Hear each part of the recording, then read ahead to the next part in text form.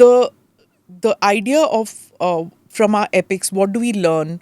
There's this term which is said, that this phrase "Shanti ki ka antim upay yudh hi hai." Do you think what is it? What are the lessons about war and peace that one can draw from both the epics? Unfair to ask you about both, but Yeah. one by one, if you can. I think in terms of learnings, both the epics are very clear. As in, the lessons are similar when it comes to strategy and all of that. Although we have a very different idea about them. We feel like one is all black and white and one is not black and white. Aisa nahi hai. But as far as war goes, both Mahabharat and Ramayana doesn't have discourses as such, but Mahabharat has explicit discourses on strategy, on war and all of that. Sure.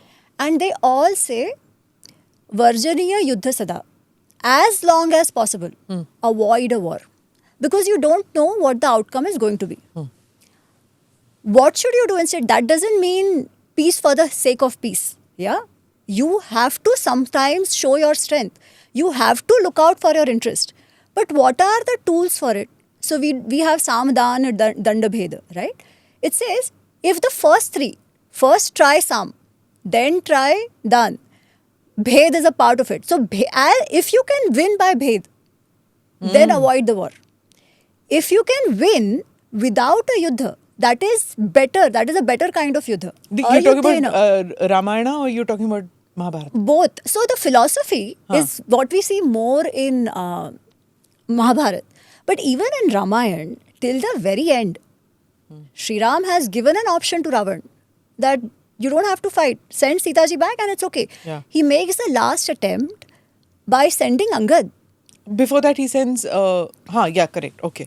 So Hanumanji has to already gone, right? And Hanumanji, maybe at some point we'll talk about Hanumanji as a messenger, which even Jai Shankar ji talks about. Has right? written, yes. But Hanumanji has gone. Hanumanji has also shown his parakram to tell him, Baba, look at our strength. Okay, you can't take us for granted.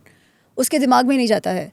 Angad has gone. Uske dimag mein nahi jata hai. Then what do you do? When your Samdan, Danda, everything falls. And then you've used Chalkapat also earlier in other things, the Vali Sugriv. Of course. See, whatever needs to be done for Dharma Sansthapan needs to be done. Full stop. In both the epics, it's the same. So, for example, in Ramayana, we talk about Sri Ram as Maryada Purushottam. Okay. Is he Maryada Purushottam? Yes. Okay. But does Valmiki Ramayana talk of him as, does it use the term Maryada Purushottam? No. In Valmiki Ramayana, Sri Ram is called Ramo Vigrahavan Dharmaha. Sri Ram is a personification of Dharma. Okay, what's the difference? The difference is Maryada, the way we see. It can still be Maryada, but the way we have understood Maryada is our Maryada we impose on Sri Ram. ये सही है, ये गलत है, ये सही है, ये गलत है ना? And what do we say? Krishna तो rule break कर सकता है, but Sri Ram नहीं कर सकते break. That is our understanding. But that's, again, he is not that black and white. The end goal is dharma. The end goal is righteousness. The end goal is sustenance and thriving of the society. So you can take an adharma route to dharma? What is adharma? That is itself a question. Okay. So in the case of the Valivad, let's discuss the Valivad. Okay. How Sri Ram does that, right? Of course, he has a pact with Sugriv that you help me find my wife and I will help you get your Rajya back. And both your Rajya and your wife back. Now, when Sugriv and Vali are fighting and when Vali is hit by Sri Ram piche se, Vali falls and then he sees, oh, it's Sri Ram who's done it. This question about dharma is actually asked by Vali. He says, I thought, whatever I had heard of you, I thought you were people of dharma, you were righteous people, but clearly not. You're only wearing a dress of a dharmic person, but otherwise you're adharmi, because why else will you kill me from behind? There's no enmity between us. All that dharma he's doing. Sri Ram says, what dharma are you talking about? Do you know what is dharma? If you knew what is dharma, you wouldn't be doing what you've done. You have never walked on the path of dharma. You've only done adharma and now you are telling me what is dharma. If only you knew Raj Dharma, the duty of a Raja, the kartavya of a Raja, you would have done exactly what I have done. So this question you're asking me, aage se mara, piche se mara, actually doesn't hold. Why? And then he explains.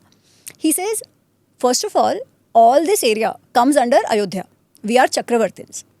So it is our responsibility that wherever we see adharma happening, we have to take action. Bharat is the Raja in the city. I am his representative here. So if there is adharma happening here, I have to tackle it. Now, what is the adharma that you have done? Sri Ram explains that. Sri Ram says, a younger brother is like a son on a shishya to the elder brother, which makes the wife of the younger brother a daughter-in-law to the elder brother, right? For a person who violates his daughter, his mother, his younger brother's wife, because she is also like a daughter, that person, there is only one danda for that person. Tasya dandam mrutah smrutah. The Smritis tell us that there is only mrityu dand for a person like this.